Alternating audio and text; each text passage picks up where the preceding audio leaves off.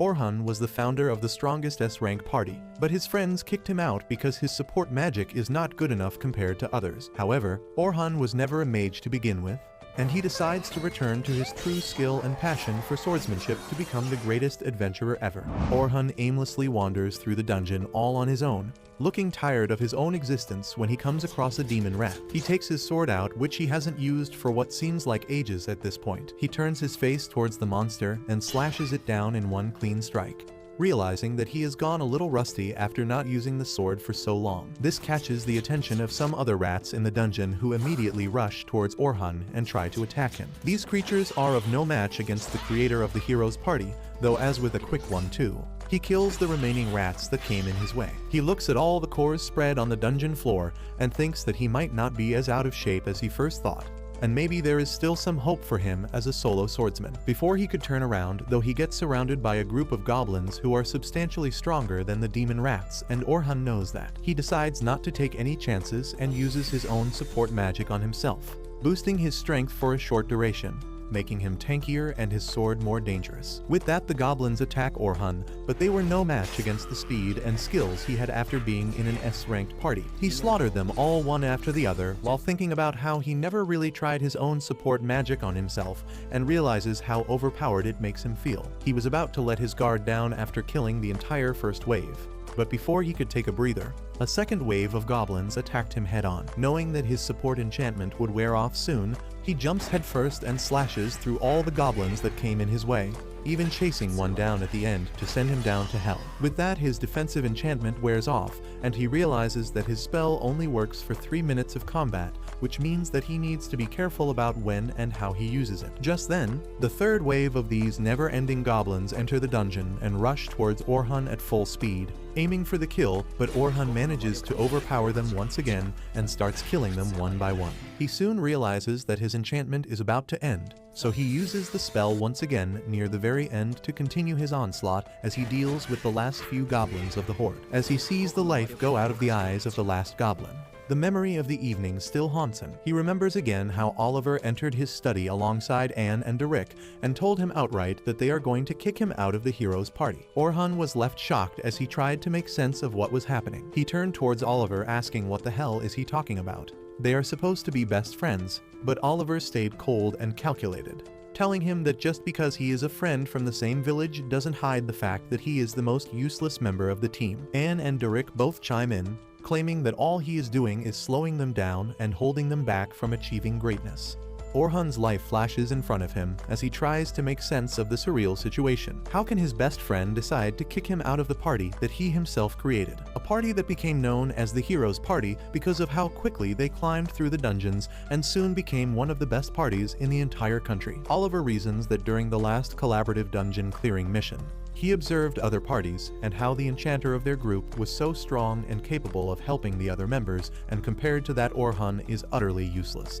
Orhun couldn't believe his own ears as he snaps back, claiming that he is not an enchanter to begin with, and the only reason he took on the role was because no one in the party had any aptitude for magic. So he sacrificed his own position as a swordsman and started training as an enchanter, and even created his own style of magic to make up for the talent that he lacked as a support mage. Anne laughs in his face though, calling him a pathetic loser who is making excuses since Oliver was a much better swordsman than him to begin with. With that, Orhun turns towards Oliver as he was his last hope, but Oliver coldly tells him that they have even found a replacement enchanter as well, who will help them climb through the ranks and achieve greatness. Orhun finally accepts the new reality and the fact that there is no place for him in this party anymore. With one final goodbye, he turns to leave when Anne laughs, claiming that he was never supposed to be in an S-ranked party anyways, since his swordsmanship and magic are both at an A rank, which means he is a pathetic jack of all trades, but master of nothing. Finally, he snaps back to reality as he walks ahead, thinking about the new style of fighting he has developed, which merges the traditional roles of a swordsman and a mage. He decides that he will continue being a jack of all trades, but at the same time he will master them all and show them what a giant mistake Oliver and the others made. Just as he was about to leave, a group of 4 adventurers rush into the teleportation room all out of breath. Their leader asks whether they were alright since they were not expecting so many orcs all at once. One of the members speaks up, claiming that they have left the girl behind though. The leader claims that he made the right call, as if they tried to help the girl they would have all died. And anyways, the girl just joined their party today, so he obviously prioritized his older friend. The wound of his own party abandoning him was too fresh in his mind, so Orhun turns towards the men and tells them that he hates people like them. One of the guys claims that they could have done nothing to help her, and one of them tries to attack Orhun, but he gets manhandled and swiped to the floor, as Orhun tells them to shut their ugly mugs and run away. With that, he turns towards the leader and angrily asks him where the hell did he leave the girl to die, and rushes off in that direction to save her. He finds her at the end of a cave where she was completely cornered against what seemed like an army of orcs. She kept backing against the wall with tears in her eye and used her defensive shield as the orcs advanced. Her shield wasn't able to stay up for long, though as soon the orc managed to break through the shield and were about to end her life, when Orhun jumps in and used his wind magic to push them back. The girl was shocked and dazed, but Orhun didn't waste a single moment as he took out his sword and ran at the orcs. The first orc tired, pummeling him to the ground,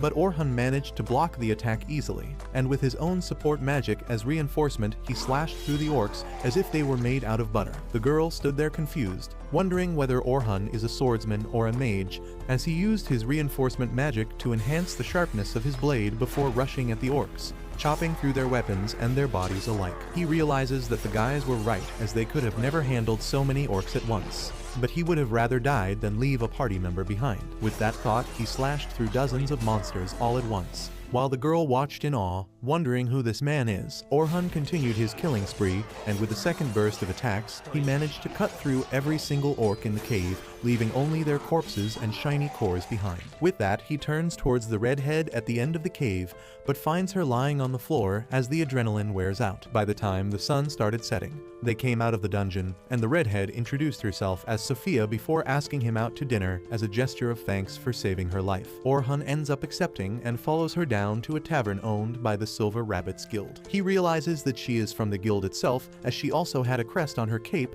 and realizes that she reminded her of someone but couldn't put a finger on it. Soon that confusion disappeared when Sophia introduced him to her older sister Selma, who Orhun already knew, as she was also an S-ranked enchanter from a different party. Selma was the strongest enchanter in the country, and she was the one who came up with the system of dividing the roles into the swordsman, who attacks, the tank who absorbs damage, and the mage who provides support. Shay eyes Orhun with disgust and tells him that she is going to call the FBI since her sister is just 14. Orhun immediately tells her that his name is not on the Epstein files, so she can chill, while Sophia tells her sister that Orhun actually saved her life. Selma calms down a little after that and scolds her sister for going out on her own to a dungeon without telling her first. They soon start talking, and Orhun tells Selma that he was kicked out of the hero's party, so he is more or less a vagabond at this point. He immediately sees Selma's eyes twinkling, and he wonders whether she is thinking of recruiting him into her party.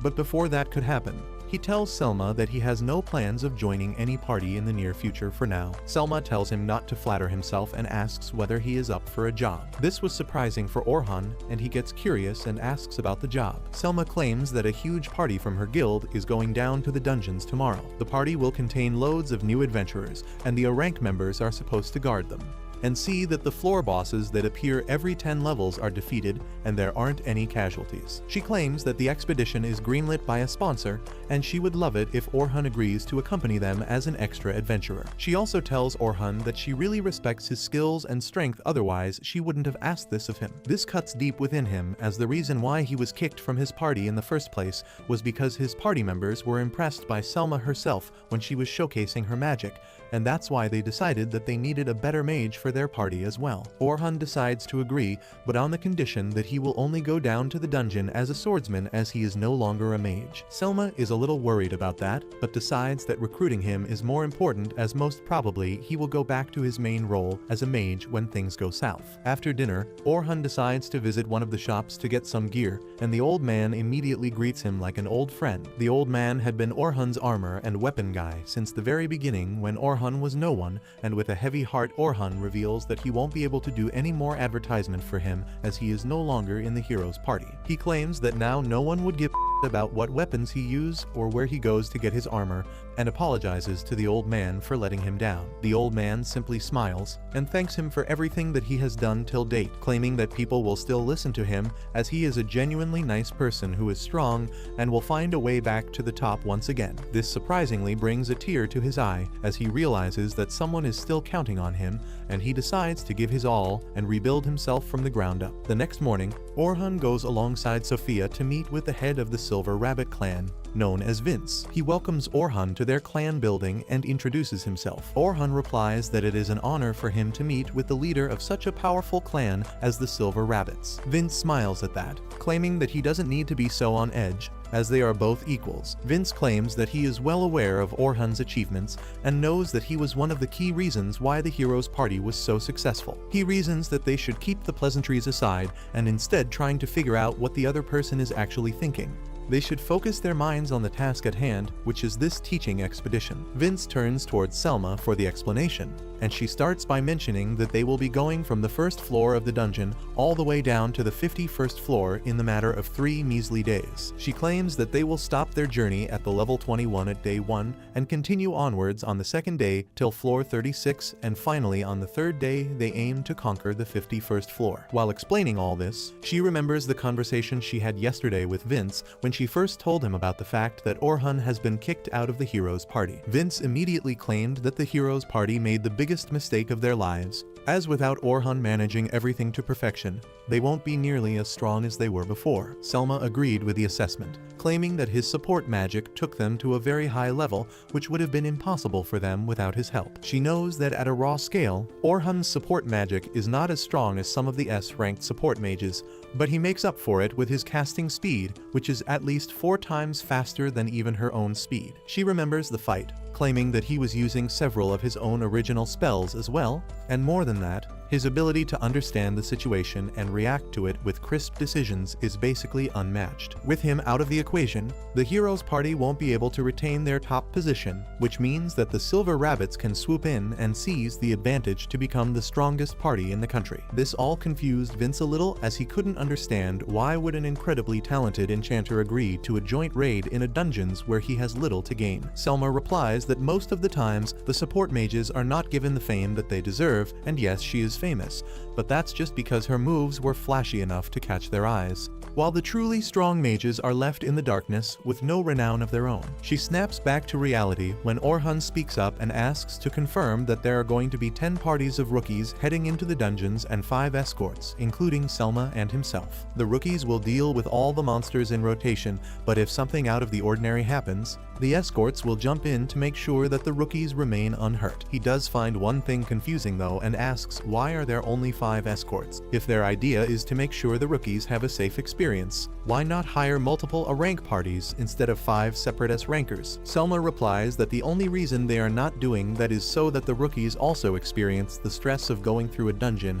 and not overestimate their abilities. Orhun doesn't really believe her explanation at all, but knows that they won't reveal their true motives to an outsider who is not affiliated to any clans. Regardless of that, Orhun decides to accept the quest as he has nothing better to do anyways. Vince seems happy about it and claims that he will be paid 2 gold pieces in advance, and 10 more at the completion of the task. This surprises him a little as he asks whether it's not too much, as that's basically a year's worth of money, but Selma replies that they value him a lot, and that's why they want to make sure he is sufficiently compensated. Orhun thanks them and promises to meet them the next morning, and hoping for the best. The next morning arrives soon, and Orhun arrives at the entrance of the dungeons, where he finds a bunch of new adventurers waiting for their journey. He soon finds Sophia and Selma ready for the adventure and compliments Selma on her outfit, which annoys Sophia, and she again reminds him that she is a minor. Orhun tells her to chill out a little, as he is not a fan of Michael Jackson either. Sophia asks where is he living right now, since earlier he used to live in the mansion owned by their party. Orhun replies that he is currently staying at the inn, but soon he will find a proper place to stay as well. With that, Orhun looks around and claims that everyone seems to have arrived and maybe they should start their expedition. Selma agrees with that and tells Sophia to join her party before leading Orhun towards the other 3 recruits in charge of making sure that the journey goes smoothly. Selma introduces Orhun to the others, claiming that he is incredibly strong and that she trusts him. The other 3 escorts immediately welcome him. While introducing themselves, the blue-haired guy named Ant claims that he is a tank, and the blondie named Burn follows suit, claiming that he is a tank as well. The final short-haired girl turns out to be a healer named Kathy. Orhun immediately realizes that he is a front-line attacker and Selma, the enchanter, which make this a very well-rounded party of escorts. But he wonders what was their plan if he refused their offer to join. He thinks that there is definitely something fishy going on, but decides to push on for now and see how the things unfold. Soon Selma collects all the Rockies in one place and introduces them to Orhun,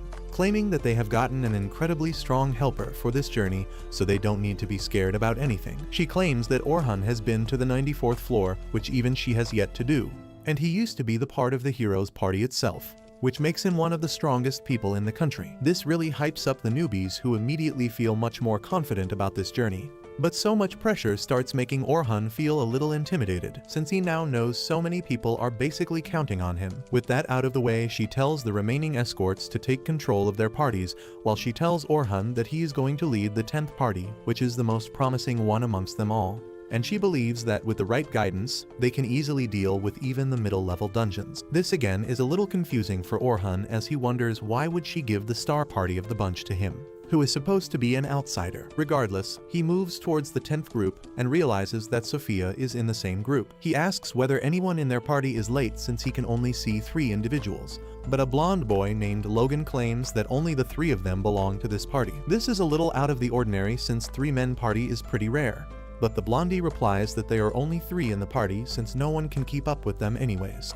He claims to be the leader of the party, claiming that he is an enchanter who is going to become even better than Selma herself. Orhun immediately realizes that this boy has an attitude problem and wonders whether it will come to bite him in the end, but he moves ahead to the second girl for now. The girl introduces himself as Carol, who is a tank, but Orhun notices that she doesn't seem to have any armor on. He asks whether she will put it on once inside the dungeon, but she replies that she doesn't use any shields or armors. Orhun asks whether that means that she focuses on dodging more than blocking, and Carol replies that he is correct, as she doesn't want any monsters to touch him. Dodge-type tanks are pretty rare, as they usually use their incredible speed and skills to dodge and counter-attack the monsters up close, but that requires actual combat experience that this girl definitely doesn't have. He asks whether the clan didn't warn her of that before, but the blondie replies that the clan told Carol multiple times to act like a normal tank till she gets experience, but she simply ignored them. Orhun soon realized that this might be the star party,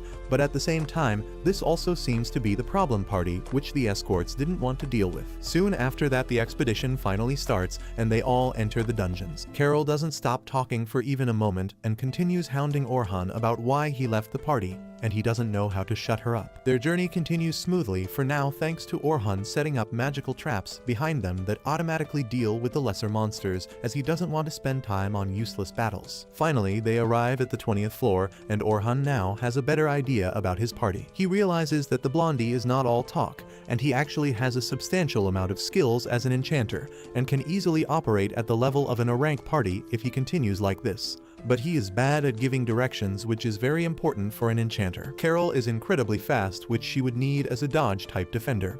But there are 2 problems with her. She rushes directly at the monsters without a second thought, when her primary role should be making sure their party is defended.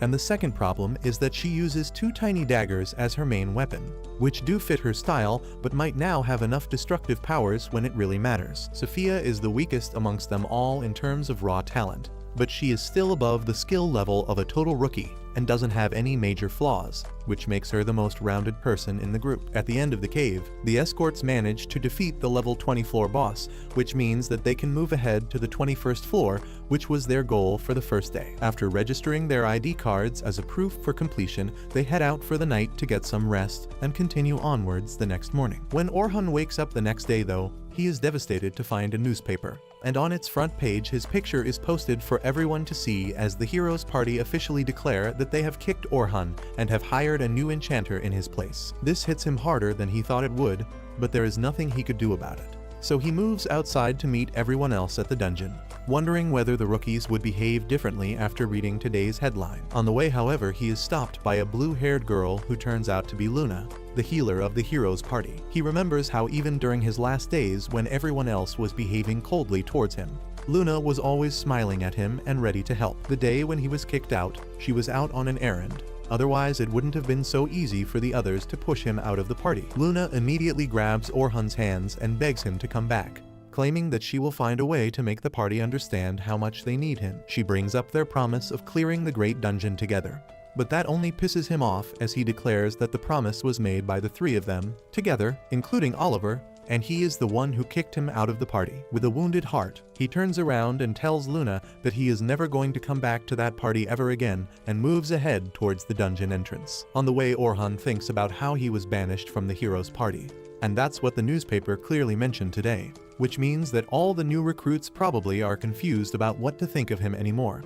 Especially considering that Selma hyped him so much for being from the heroes' party, but now the truth came crashing down. He soon arrives at the dungeon entrance where he finds all the rookies waiting to go in, but the entire energy has completely changed, clearly meaning that every single person here has already seen today's newspaper. The newbies talk amongst themselves about the fact that Orhun isn't in the heroes' party anymore, while Logan thinks about how it would have been a different thing if Orhun left the party out of his own volition, but the fact that the paper clearly stated that Orhun was kicked out of the heroes' party for being too weak completely changes everything. Orhun tries to greet the rookies, but he gets a mixed bag of a response from them, realizing that he is not as welcome here as he was just yesterday, all because of some stupid newspaper headlines. Just then, Selma arrives alongside Ant, Byrne, and Kathy, and immediately apologizes to Orhun for causing a misunderstanding, since she was the one who kind of pushed the fact that he used to be in the heroes' party to put the rookies at ease. Orhun immediately tells her that this is no fault of hers and she should hold her head up as high as ever and lead the party into the dungeons while he provides support. Ant, Byrne, and Kathy chime in, claiming that it doesn't matter what the issue is between Orhun and the heroes' party. The fact remains that Orhun is one of the very few people alive in this world who have gone to the 94th floor and lived to tell the tale. This gives Orhun some relief from the constant scrutiny, and he heads towards his party where Sophia and Carol bid him good morning with all their heart, but Logan seems to be a little hesitant and doesn't know how exactly should he treat Orhun. Orhun decides to break the ice himself and asks his party whether they saw the newspaper today, and both Sophia and Carol replied that they did see the newspaper, but it's not worth reading since it's full of lies. Logan, however, doesn't subscribe to Fox News, so he is used to hearing the truth and asks Orhun whether the newspaper told the truth. Orhun replies that technically the newspaper is the truth, since he did get banished from the party on the account of him being too weak according to the other members of the party. He apologizes to them for not telling them about it from the get-go, claiming that he is not really the hero that everyone expects him to be. Sophia can't handle it anymore and replies that he is not telling the truth, claiming that he is super strong as she saw him take on a huge horde of orcs all alone and defeating them without breaking a single sweat. Orhun thanks her for believing in him and tells the rest of their party that even though he is not a party of the heroes' party anymore, he is still capable enough to easily help them reach the 51st floor, and asks them to believe in him. The girls seem to be content with that, but Logan seems disappointed as he feels like he was betrayed. They soon enter the dungeons, and this day, the recruits are supposed to go from the 21st floor till the 35th floor. But even now, he is not supposed to give them any orders or guidance and just stay back and observe, only jumping in if things start getting too out of hand. Their journey continues smoothly as Carol deals with all the monsters on the 24th floor with the help of her twin daggers and her up-close and personal fighting style, while Sophia manages to deal with the bigger monsters on level 30, surprising even Orhun, who wonders whether he underestimated Sophia a little. Soon they move on to the 31st floor, which are the middle floors, and that means that now the rookies are in unknown territory and need the advice and help of their guides who are with them. This time, Orhun takes the lead and walks ahead of his party, making sure that nothing out of the ordinary is hiding on this floor, when he suddenly feels the presence of a bunch of goblins ahead and tells his party to get ready to fight. He also realizes that a stray orc has also seemingly wandered in the same area, which might make the fight a little tricky, but since his batch of rookies are pretty good at fighting, he has no worries about losing this battle. He immediately tells Carol to attack the goblins,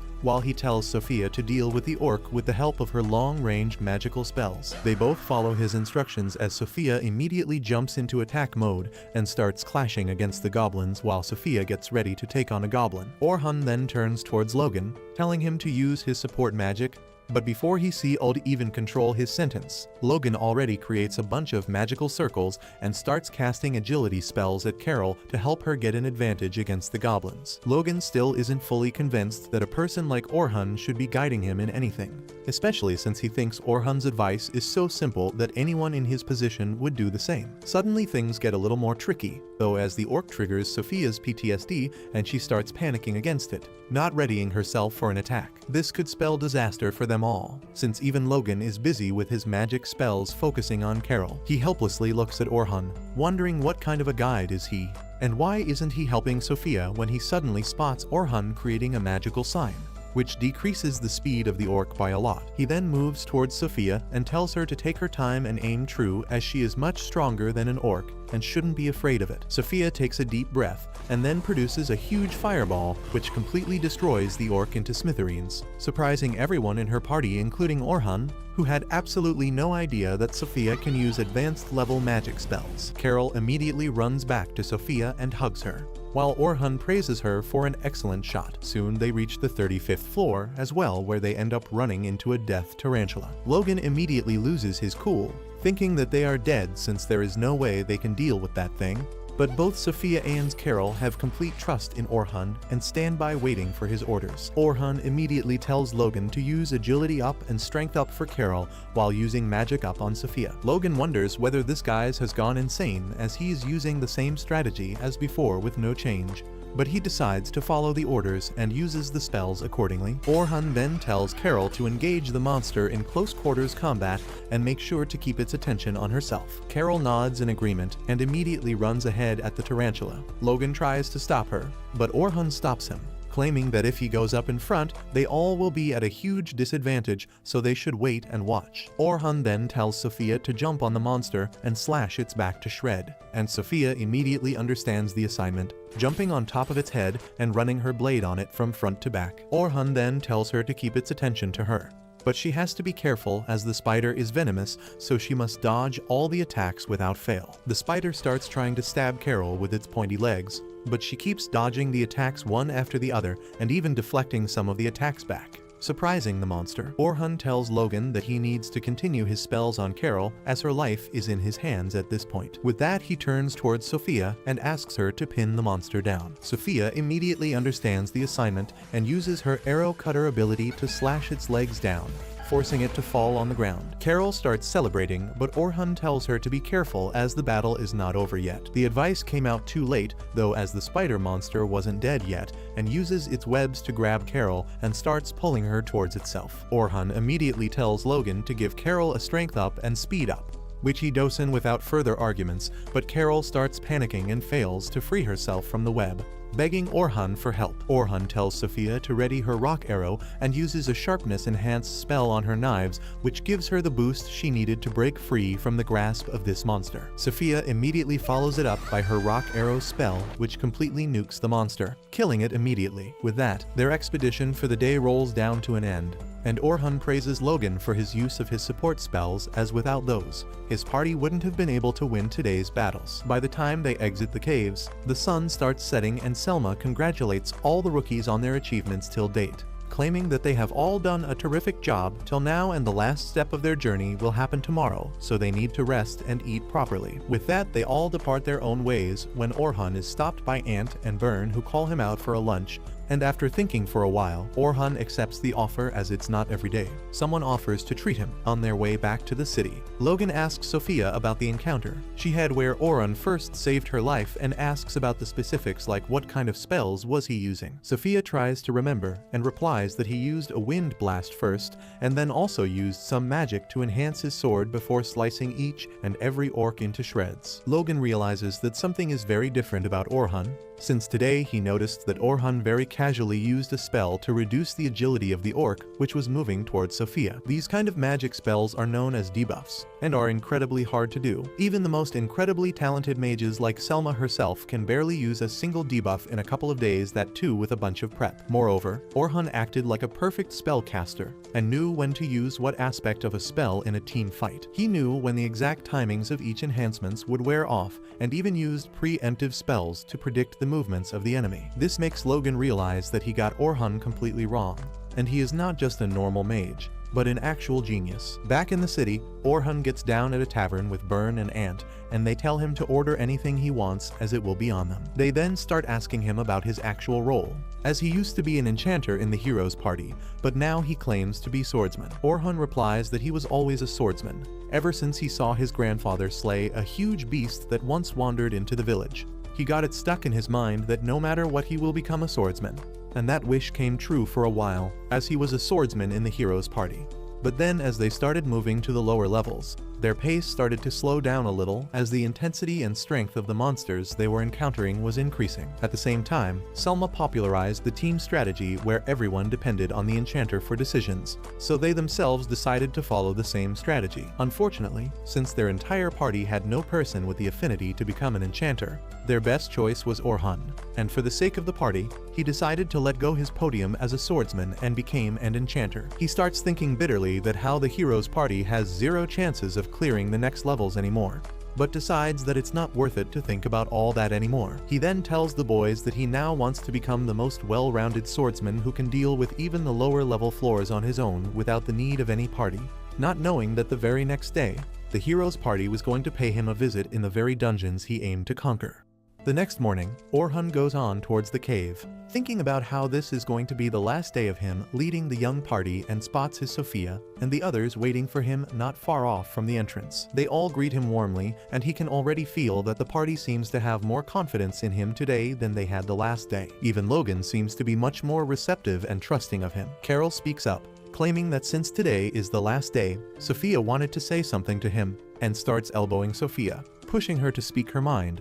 But Sophia seems intimidated and too shy to say her true feelings. It turns out that while taking a bath last night, Sophia ended up telling Carol that she wants Orhun to stay in the Night Rabbit clan and help them reach the top. Before she could bring herself to speak her heart to Orhun though, he ends up being called by Selma and tells Sophia that he will talk to her later before leaving. While walking towards the rest of the guides, he ends up overhearing a bunch of rookies that the hero's party is going to the dungeons today as well, and they are going to do a trial run with their new party to make sure that they are all working in sync. Orhun wonders which floor are they going to try, and he soon learns that they are not going to the deepest floor, which is the 94th floor. But instead, they are only going to start from the 92nd floor to make sure that their new party is working as it should. Orhun is shocked at hearing this, as he doesn't think that the hero's party should start at the 92nd floor, especially with a new candidate instead of him, and they should instead try to go through some of the lower floors first to get a sense of their teamwork. At the end, he decides that it's a complete waste of time for him to think about the hero's party,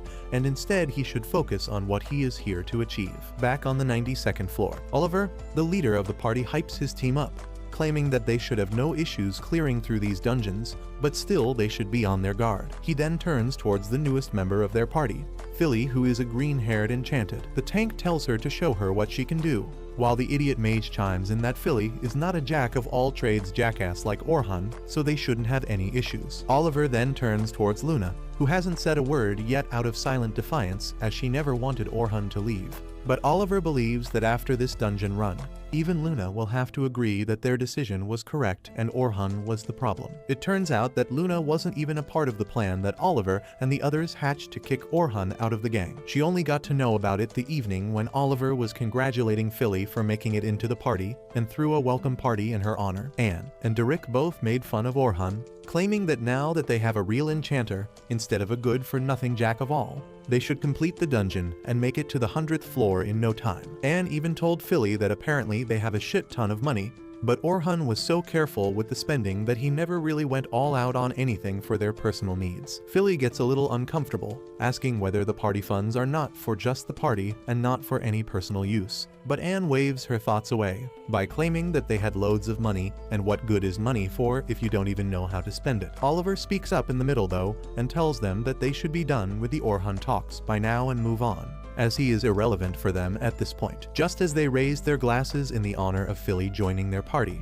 Luna walks in the room out of breath and tells Oliver that she needs to speak with him. Suddenly, she notices Philly, who she doesn't even know at this point, and asks Oliver whether they can speak in private. Oliver tells her that they can and should speak right here in front of everyone. So Luna has no choice and tells them that she just heard that Orhun is going to a raid with the Night Silver Rabbits and asks how can it even be possible. Derek and Anne both are confused as Anne asks how can he join the Night Silver Rabbits within 3 days, even though they told him how weak he was. Derek claims that he must still be waving around his S-rank badge, which he owes to this party, and that's how he got the job. Luna is confused and asks what the hell are they talking about, when Oliver tells her to calm down and listen. Before he could continue though, Anne budges in the conversation and tells Luna that the good-for-nothing jack of all Orhun left the party 3 days ago. The news of Orhun leaving the party stuns her, and she wonders out loud whether Orhun finally gave up on them.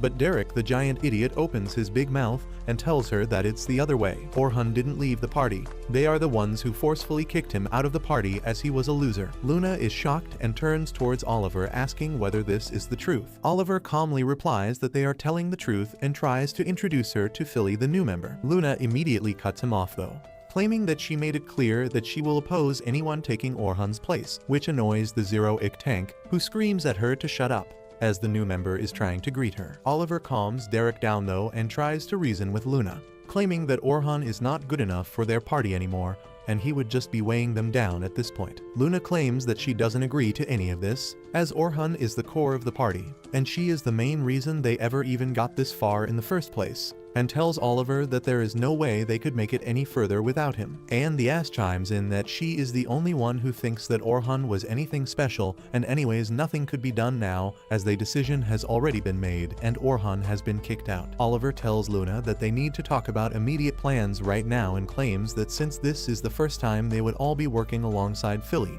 they will start from the 92nd floor and then slowly make their way through to the 94th floor. Luna, however, outright rejects the plan, claiming that she doesn't have a death wish like the others seem to have. Derek laughs at that, claiming how the hell could they have a death wish if they are starting from the 92nd floor, when they have already managed to make their way till the 94th floor. Luna replies that even if Philly is a highly skilled enchanter, they should start working from the lower floors first, and then maybe make their way to the higher ones. Derek again claims with that thick skull of his that they have already cleared floor number 93, so why should they start from lower down? Luna claims that they must be insane to think that since the 92nd floor contains the Black Dragon, and they barely managed to make past it the last time they fought against it. Anne laughs and replies that it was during the time when they had a weak-ass enchanter in their team, and fighting the dragon this time should be a breeze. Oliver claims that they are just going to see how well they are working together, and nothing else, so they don't really have to fight against the Black Dragon. Luna tries to argue,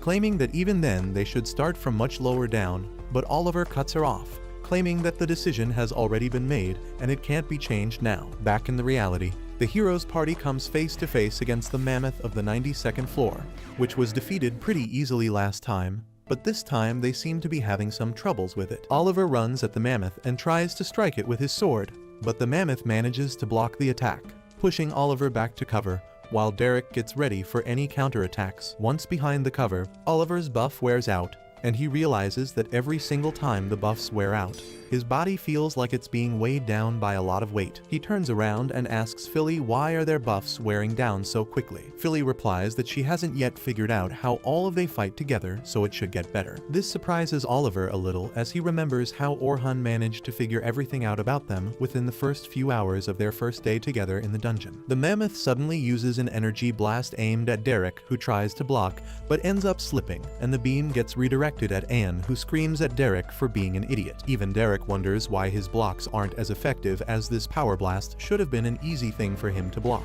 Anne decides to jump in the fray and shoots her fire blasts at the monster, but they barely tickle the mammoth, which confuses Oliver, and he shouts at Anne to take it seriously. But Anne replies that she is doing what she usually does, but for some reason her attacks seem to be weaker. Oliver tells Philly to boost Anne's magic damage once again, and she does as she was told. But even this time, when Anne uses her fire blast at the mammoth, it doesn't even leave a scratch. In retaliation, the mammoth uses his power blast once again, and almost hits Anne, who barely manages to hide behind a rock. Oliver is left stunned since Philly's magic is supposed to be much stronger than Orhun's, but still they are getting bashed against this monster who they didn't have any trouble dealing with the last time when they fought. Another power beam aimed at him snaps him back to reality as he barely dodges it, while the next beam is blocked by Derek. Oliver tells Anne to flank the monster, but Anne has no luck with that, as the monster manages to stop her and attacks, forcing her to run all the way back. Oliver immediately turns towards Philly and tells her to keep an eye out for the monster's attack and warn them. Philly replies that it's impossible for her to do that while doing all the other things, but Oliver tells her that it's the job of an enchanter to keep an eye on the flow of the battle. Anne chimes back at her, claiming that she is completely useless and they should have never taken her in the party. Oliver realizes that none of them seem to be as strong as they are used to be, and he isn't even able to draw the full power of his sword. In theory, Philly's magic should give them a massive power boost, so what exactly is going wrong? Before they could decide what to do next, the black dragon emerges from the depths of the dungeons and starts flying towards them. Luna starts sweating out of fear and screams that they need to leave this place as soon as possible. The dragon descends down to the ground, crushing the mammoth beneath him without any issue. Oliver is shocked, as he wonders why the hell is the black dragon coming out of his place, and this shouldn't happen. But he still refuses to leave, claiming that they have defeated him once, and they will do it all over again. Derek immediately gets in position to block its fireball attack, but to his surprise, he is nowhere near as strong and immediately gets blasted back. Anne tries to use her fireball, but even after hiding behind a rock, she gets blasted and is knocked out cold. Luna immediately tells Oliver that they need to escape, but Oliver simply tells Philly to buff her and then charges up his strongest attack against the dragon's fireball and attacks at the same time, barely managing to hold his own as he is swept back by the shockwave. He drops to a knee, confused and dazed, not knowing what to do.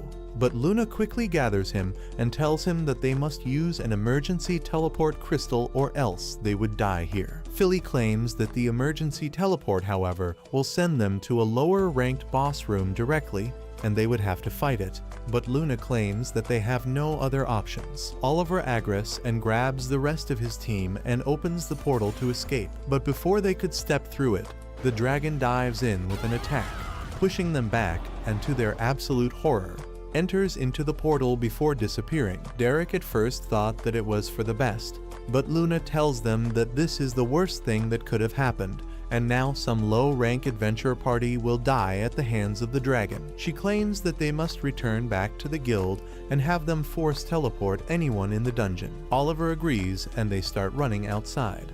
And that's when Luna tells them that the reason why they felt so weak was because Orhun developed some original spells which increased the strength of any of his magic attacks by 50 times. Philly is shocked as even Selma could only do a 10 times increase, but Luna tells them that it's the truth, and that's why they felt that they were too strong. In actuality, they are only strong if they are with Orhun.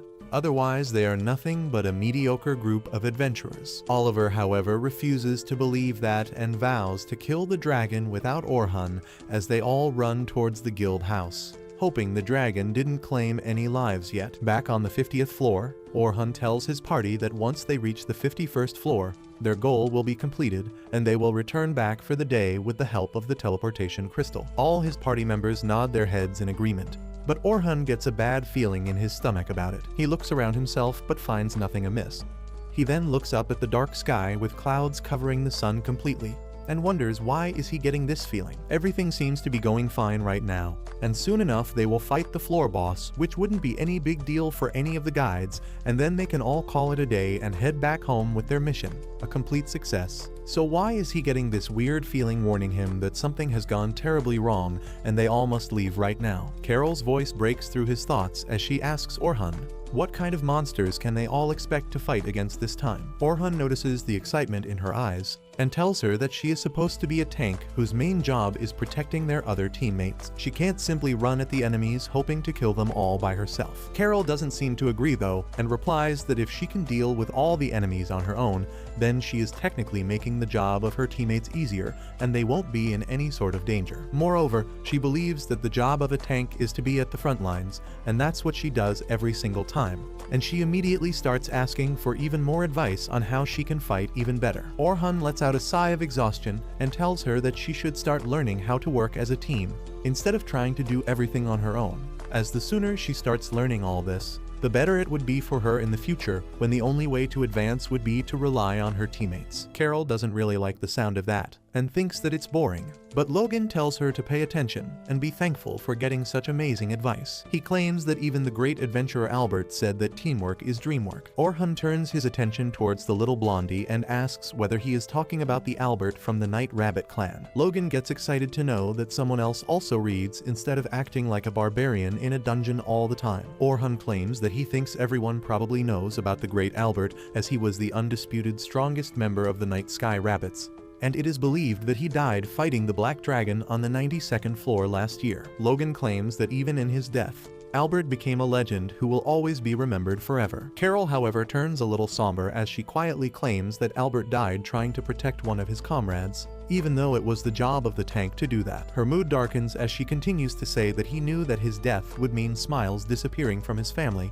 but he didn't really care. That's why she thinks that the best way of being a defender is to keep the one you are protecting far away from you at all times. She concludes by saying that if she fights alone on the front line while her team stays behind, then they won't be in any danger and will be able to run away if things go south. Orhun notices the pain on Carol's face and decides that this is above his pay grade, and as an outsider, he probably shouldn't pry any further. He decides to lift the moods a little and tells Carol that he will be counting on her today to deal with the enemies. And immediately her face lights up like before as she tells him to leave it to her. Sophia, the attention hoe, immediately decides to turn back everyone's gaze on her, as she tries being a pick-me and asks Orhun what are the things that she lacks and how she can get better as a teammate and as a mage. Hearing this, Logan also chimes in, claiming that even he wants to know how he can better himself. Orhun tells them all to calm down and moves ahead into the 36th floor, where the newbies start warming up. Selma calls out to Orhun, claiming that today will be their last day,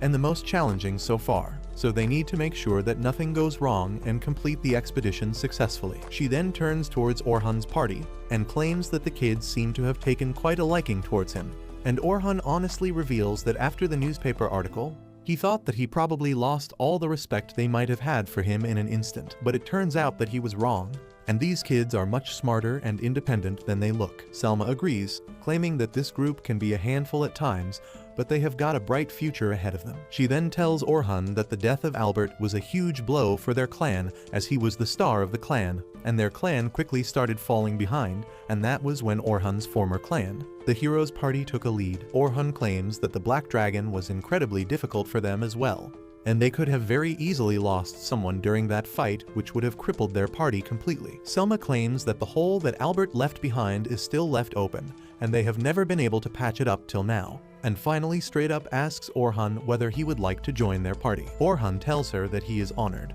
but replies that a party doesn't have any need for two enchanters, especially if one of those enchanters is the best sorcerer of the continent. Selma blushes, but replies that she didn't mean as an enchanter, but as a swordsman. This catches him off guard, but Selma tells him that she will be observing him today and see what kind of skills he has as a swordsman. Soon enough, all of them split up into their own groups, and Orhun is left alone with the three newbies that he is supposed to monitor. Carol asks why are they splitting up so much, as she doesn't really like the idea of getting lost in the labyrinth of these caves. Orhun laughs, claiming that this is a good exercise for them, as a lot of times a party has to split up in order to check multiple passageways at the same time and find the one which leads to the boss room.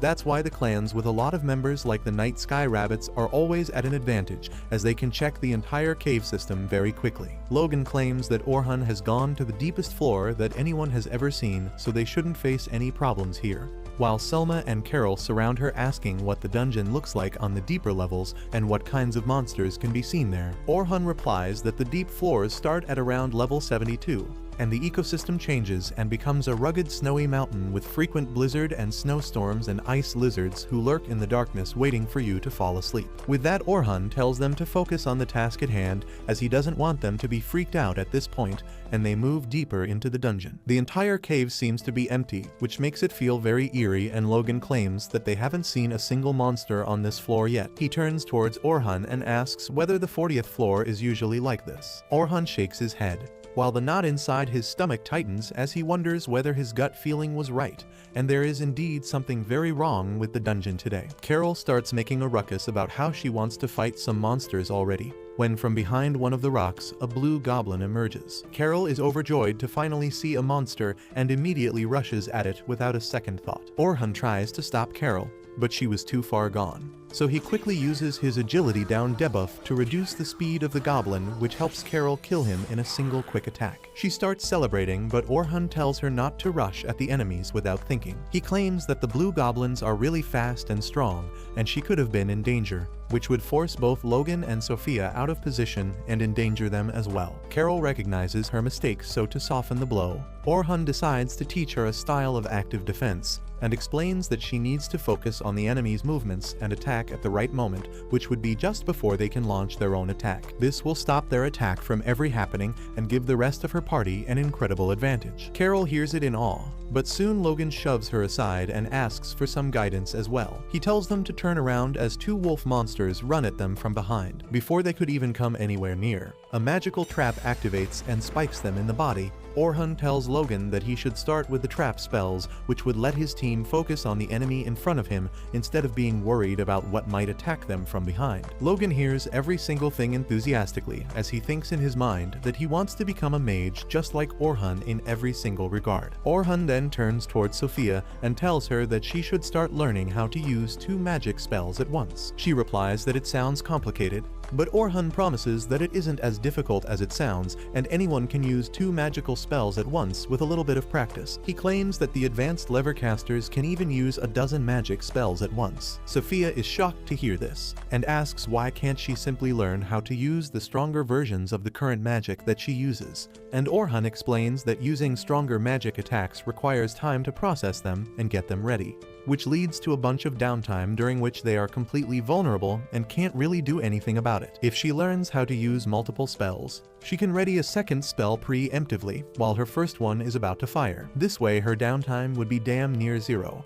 and she wouldn't have to face any vulnerability during her fights. With that, they finally manage to reach the boss room where the guides come together and tell the newbies to stand behind and watch while they deal with the boss. Orhun enters the boss room with the others and tells them to focus on attacks as he will try to support them as much as he can. With that, the fight begins and Orhun immediately goes on the offensive as he seizes the perfect moment to attack and slashes at the monster's legs just as it was to attack, causing it to stumble back. Before the monster could back off and regain his balance though, Orhun had already placed a trap behind, which creates a wall behind the boss and stops him from dodging. Selma immediately uses multicast magic, creating 5 magic circles all at once and attacks, while the tank blocks the attack and the other swordsman finishes the fight with a single slash of his sword. The newbies watch in awe as the fight was over in an instant. Logan can't believe the precision with which these rankers fight, as there was never a wasted step, and everything was picture perfect. With that, the expedition moves forward, clearing one level after the other and finally reaching floor number 50's boss room. The boss turns out to be a giant crab with damn near indestructible shell. Selma tells Orhun that he is the strongest amongst them, and if he can slash through the giant claw of the crab, the rest of them can deal with it, and they can all return back home for a feast. Orhun smiles and takes out his sword, confidently moving towards the giant monster, while the tank tells him to be careful as the crab's shell is supposed to be incredibly hard and very difficult to break through. Orhun doesn't seem to care though, as he jumps in the air and smashes his sword against the crab's joint, effortlessly slashing through its giant claw, which removes the one threat that they had to be careful about. With that out of the way, Selma and the others easily deal with the monster, and everyone claps as the expedition finally comes to an end and they all get ready to head back. Their celebration is cut short though, when Orhun feels an immense sense of dread, and suddenly the reality itself breaks and the black dragon emerges from the rift, flying straight towards them. Orhun's blood dries up at the sight of the black dragon, and he screams at everyone to run, but it seems like he is the only one who is even able to think everything, because even the other rank guides are frozen in their place because of the immense pressure they feel. The rankers unable to move think, why the hell is this happening? Why is a literal monster attacking them at such low-level floors? Selma is the only one who could even think a little bit, but even she is unable to move. She realizes that she needs to take command right here and right now to make sure that the rookies escape this monstrosity. but the immense aura of the dragon seems to be making the air heavy, sucking the oxygen out of the atmosphere as Selma thinks about all the horror stories she has heard about the Black Dragon, the monster who preys upon the adventurers and completely slaughters them beyond recognition. Orhun immediately starts racking his brains with ideas to get out of this deadly situation when she suddenly realizes that they have already defeated the boss of this level, which means that if they can reach the crystal at the end of this cave, they can safely teleport back. That's the only way out of this mess, so he thinks about rallying the others behind his plans, but when he turns around to call the others, he realizes that they are all stuck in a trance, unable to take their eyes off the monster. This is beyond scary as monsters naturally get attracted by huge groups of people, so the dragon will do the same, and if they don't move away immediately, they are going to get immediately smoked. For a short moment, Orhun thinks that maybe he should simply try to make a run for it towards the crystal, as he can definitely survive this alone. But he immediately discards that thought, disgusted by himself, and realizes that he must fight with the dragon to give the others some time to escape safely. He decides that he is not going to betray them no matter what, and is going to defeat the dragon. With that, he grabs a hold of his sword and draws it with a fierce determination to safeguard the people he cares about. He screams at the other guides to get into position, which breaks them out of their trance, and Selma comes back to her senses as well. She orders the others to take a defensive posture to make sure that the rookies are kept out of danger. And immediately the rank adventurers get to work. The mage creates a magic barrier to soak the damage of the dragon's attack, but Selma realizes that her magic is not nearly strong enough to stop the blast. Orhun, on the other hand, fearlessly runs at the dragon, but immediately casts a protective spell of his own to reinforce the guides. Thankfully, this was enough to save them from certain death. But they are thoroughly shaken, knowing that without Orhun they would be a bunch of ashes right now. Orhun dodges the dragon's attack while tactically backing off, but doesn't give the dragon any open chances to charge his attack. He quickly draws out a small dagger and throws it at the monster's eye. The dragon immediately closes its own eye to prevent himself from going blind. But it was all a part of Orhun's plan, as he uses that split second to jump at the dragon, aiming to behead it with a single swing of his sword. The slash creates an immensely strong blast, spreading dust and smoke all over the cave, which makes the guides think that he might have defeated the beast. But Orhun knows better than that and keeps his guard up. As the dust clears up, the dragon rises up once again with a scream of anger, but completely unharmed. Orhun orders the guides to cover the rookies on all sides and make sure none of them get hurt at any cost, while he distracts the dragon. Selma looks unsure about the situation, but Orhun smiles and tells her not to worry as he has a plan to deal with this situation. He tells the rookies to hang in tight, and with that he launches himself towards the dragon, who immediately charges his fiery breath and attacks Orhun, who dodges the hits and starts running circles around the monster, trying to distract it to the best of his abilities. Selma and the others are astounded at Orhun's skills and his bravery, considering that he decided to deal with the dragon on his own. Selma questions herself, wondering whether it is the right decision to let Orhun deal with that deadly beast alone.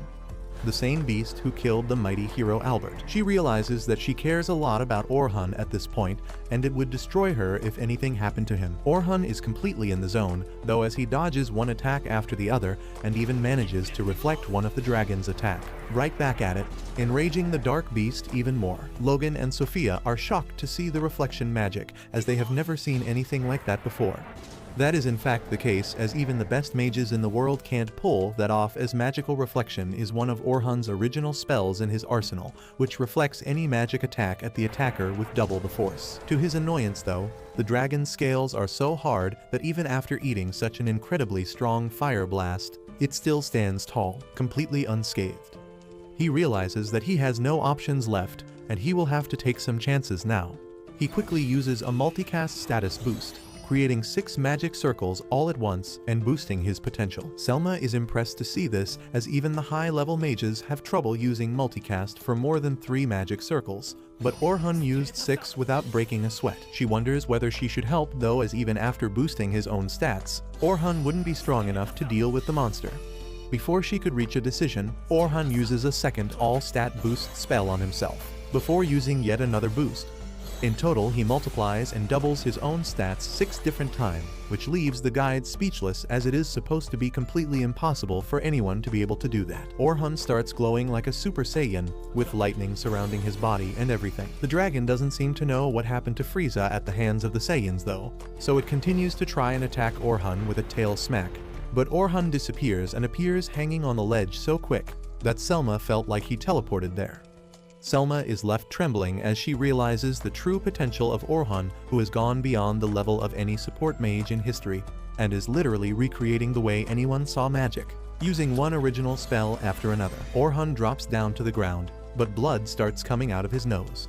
He knows that he has increased his stats beyond human potential, but his body is still that of a human, and it can't handle the amount of strain his stats are putting on his body. Moreover, his mana is being depleted very quickly since he is basically using 32 spells at once, whose burden is too great for any caster to sustain for a long time. He knows that the only chance he has at winning is by going all out and finishing this fight as quickly as possible, so he runs at the dragon, dodging its attacks and jumps up to attack from above. The dragon realizes that and immediately tries to smack him down with its tail, but Orhun is not a dumbass and manages to create a mana block which he is able to stand upon, causing the dragon to whiff his attack. Logan is shocked and wonders whether this is another one of his original spells.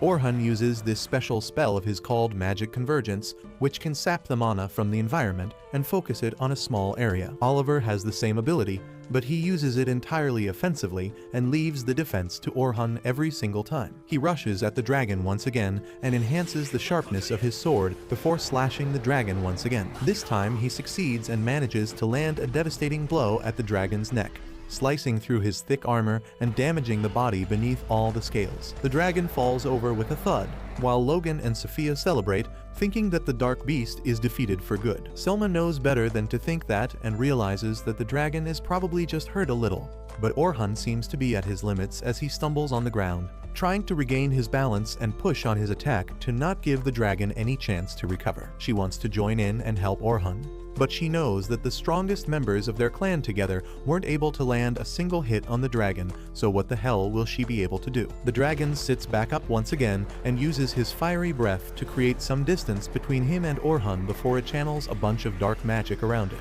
and shoots a barrage of magical spears at Orhun, who tries to use his speed to avoid most of them. Orhun thinks about the days when everything was colorful and happy, when he used to play in the streets with Oliver without a care in the world.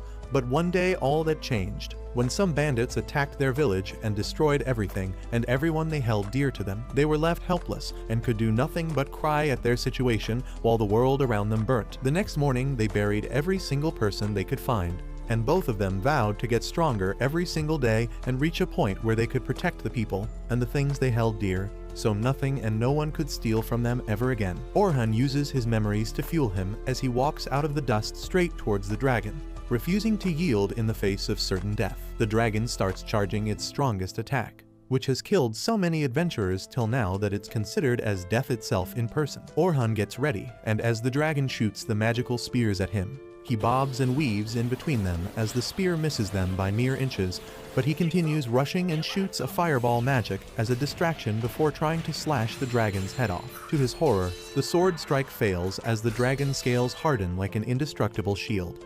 He quickly backs off and dodges most of the magic spears before creating a wall in front of him to protect himself. The dragon changes its pattern and curves one of the spears to attack from behind, and it would have probably killed anyone else, but Orhun uses his godlike reflexes to reflect the spear away from himself, saving his life. He pushes on the attack, dodging and attacking the dragon, making sure not to give the dragon any space to attack the rookies. He thinks about how he earlier had a team to fight with him, and all of them had separate roles, but now he is the only one here.